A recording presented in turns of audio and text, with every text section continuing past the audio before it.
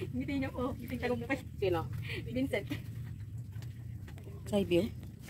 Wala ka na lahat ng angle.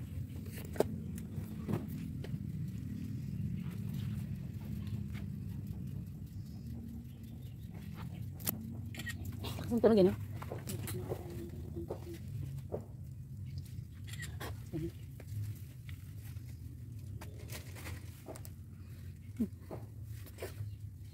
Ano?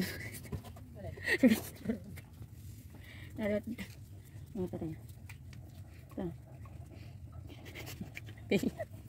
Tatawa pa yun. Mukhang baliw lang.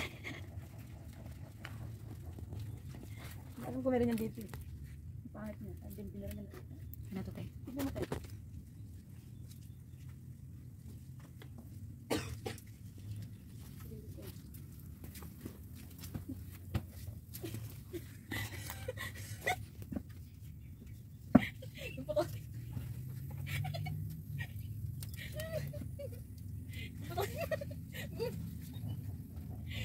Tawa niya yung bibidyo kanina. Nauna yung kanina.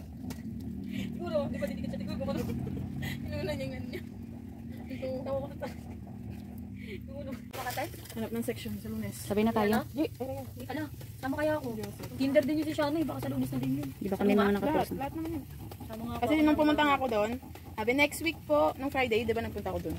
Sa next week po, pumunta kayo, maghanap na kayo ng section. Sabi ko, ay sa next week na po yung hanapan. Opo, lahat po yun. Yung ate ko pa naman, lutang-lutang yun.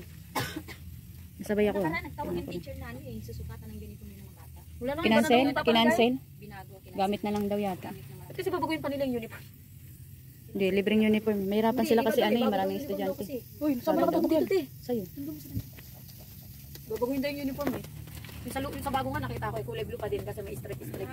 Ang sa high school te. Babaguhin pa nila. Kawawa naman yung mga walang pambili ng uniform. Dami-dami naman yung Hindi pa. Nag-a-announce pa yung teacher dun eh. Nag-leave na ako din sa parents eh. Sa parents. Parang umalis na rin yata ako dun. Dito kay mama na, hindi pa. Gusto na, di ka naman. Wala eh, tumagilid. Dito ka naman no, sa ano.